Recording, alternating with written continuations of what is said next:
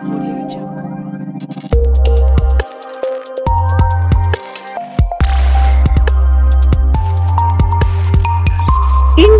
TV9 news Maharashtra.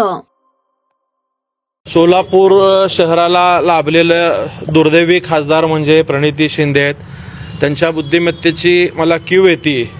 एकतर खासदारकीचा कालावधी वर्षभर झाल्यानंतर वर्षभरात त्यांनी किती निधी आणलं हे सोलापूरला सांगण्यापेक्षा आता जवळपास खासदारकीला 1.5-2 वर्ष पूर्ण झालेले आहेत। रोज मीडियासमोर किंवा ह्याच्यासमोर येऊन दिल्लीत बसून पोपटपंची करायचं, महिन्या-2 महिन्याला एकदा सोलापूरला आल्यानंतर काही लोकांच्या समोर जाताना केंद्रातनं त्यांनी किती निधी आणलंय हे सांगण्यापेक्षा उठसूट इतर पक्षांवरती टीका करण्याचं काम हे दुर्दैवी खासदार करतात।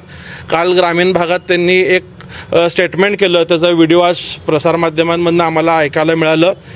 त्यात ज्या कार्यकर्त्यांनी त्यांना महाविकास आघाडीच्या कार्यकर्त्यांनी जीवाचं रान करून त्यांच्या खासदारकीसाठी प्रयत्न केला, अशा कार्यकर्त्यांवरला वाऱ्यावर सोडून दिल्याची कबुली ते स्वतः करतायत। या ज्या निवडणुका लागलेल्या आहेत ग्रामीण भागाच्या, त्याचं मला काही घेणं देणं नाही। मी या निवडणुकीत लक्ष देत नाही आणि मी यात कुठलाही वेळ देत नाही अशी स्वतःच ते कबुली देऊन कार्यकर्त्यांच्या जखमांवरती मीठ चोळण्याचं काम हे खासदार करतात। वास्तविकता त्यांच्या वडिलांनी सोलापूर महानगरपालिका असेल किंवा सोलापुरातली सत्ता राखली होती, परंतु प्रणिती शिंदेंचा ज्या ठिकाणी राजकारणात जन्म झाला त्या ठिकाणी त्यांनी तिकडची सत्ता घालवलेली आहे।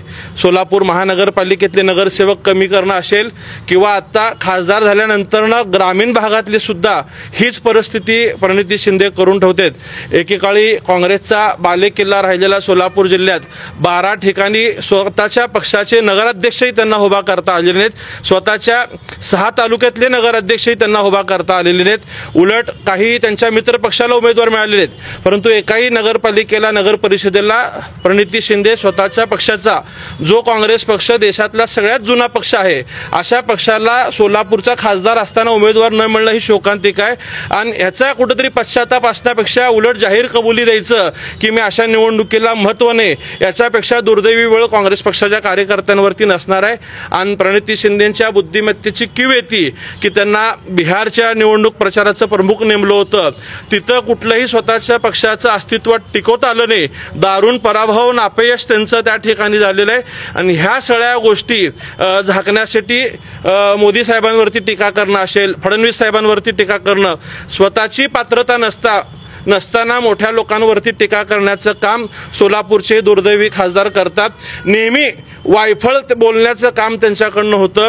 सोलापूरची विमानसेवा सुद्धा सुरू होणार नाही म्हणून त्यांनी ओपन चॅलेंज दिलं होतं। आणि भारतीय जनता पार्टीने आदरणीय देवेंद्र फडणवीस साहेबांनी आणि विशेषतः पालकमंत्री म्हणून लाभलेले जयकुमार गोरे साहेबांमुळे सोलापूरची विमानसेवा 1 वर्षभराच्या आत सुरू झाली। त्यावेळीही त्यांनी गोव्याच्या विमानसेवेला टीका केली। आज गोव्याची विमानसेवा हाऊसफुल होते, मुंबईवरती बोलल्या, मुंबईची विमानसेवा सुरू झाली। हा सोलापूरचा जो विकास पालकमंत्री जयकुमार गोरे साहेबांच्या माध्यमातून सुरू आहे, हे कुठेतरी त्यांच्या पोटामध्ये दुखतंय, त्यांच्या डोळ्यात हे खुपतंय, म्हणून वारंवार पालकमंत्र्यांवरती टीका करण्याचं ते काम करतात। कालच्या भाषणामध्ये ते बोलले की पालकमंत्री चॉपरने आले, प्रचाराला फिरले। मला उलट कौतुक वाटतं की पालकमंत्री एवढा वेळ सोलापूरला देतात। तुम्ही खासदार म्हणून जितका वेळ दिला नाही त्याच्या 5 पट वेळ सोलापूरला पालकमंत्री म्हणून जयकुमार गोरे साहेबांनी दिले। कार्यकर्त्यांच्या पाठीशी भक्कमपणे उभं राहण्याचं काम म्हणून त्यांनी फॉर्म भरायच्या दिवशी प्रत्येक ठिकाणी पोहोचण्याचं काम केलं। या उलट तुम्ही खासदार म्हणून कोणाचेही फॉर्म भरायला गेला नाहीत, कोणाच्याही पाठीशी तुम्ही भक्कमपणे राहिले नाहीत। स्वतःच्या निवडणुका आल्या की कार्यकर्त्यांचा वापर करून घ्यायचा आणि निवडणुका संपलं की कार्यकर्त्यांना वाऱ्यावर सोडायची जी तुमची वृत्ती आहे ती पुन्हा एकदा आज या ठिकाणी दिसून आलेली आहे। आणि पालकमंत्री टक्केवारी घेऊन निधीचा वाटप करतात असा आरोप तुम्ही करताना तुमच्या जिभेला हाड नाही आहे हे तुम्ही पुन्हा एकदा त्या ठिकाणी सिद्ध करून दाखवलंय।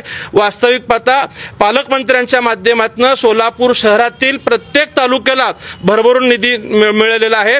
परवाच्या नियोजन समितीत तुम्ही बोललात की समान निधी दिला पाहिजे, त्यावेळी सुद्धा अक्कलकोटच्या माजी आमदार सचिनदादा कल्याण शेट्टी यांनी आपल्याला ओपन चॅलेंज दिलं होतं की तुमचं सरकार असताना तुम्ही विरोधी पक्षाच्या लोकांना निधी दिलेला नाहीये, त्याचा तुम्ही खंडन किंवा खुलासा करू शकलेला नाहीयेत आणि उठसूट फक्त तुम्हाला निधी तुमच्या लेटर पॅडवरती दिलेल्या पत्राला निधी मिळत नसल्याचं दुःख तुमच्या मनामध्ये आहे आणि तो राग तुमच्यामध्ये असल्यामुळे तुम्ही असे बिनबुडाचे आरोप करता। वास्तविक जर तुम्ही आकडेवारी काढून बघितली तर सर्वाधिक निधी पालकमंत्र्यांच्या माध्यमातून सर्व तालुक्याला दिलेला आहे। मी तुम्हाला या माध्यमातून जाहीर चॅलेंज देतो की तुम्ही जे समान निधी म्हणता तर तुमच्या मागच्या 1 वर्षाचा खासदारकीचा निधी असेल किंवा ह्या पुढच्या 6-7 महिन्याचा निधी तुम्ही 6 तालुक्याचं प्रतिनिधित्व करता, त्या 6 तालुक्याला तुम्ही तो निधी समान प्रमाणे दिलाय का त्याचा तुम्ही पहिला खुलासा या ठिकाणी सादर करावा असं मी तुम्हाला ओपन चॅलेंज या माध्यमातून देतोय करून।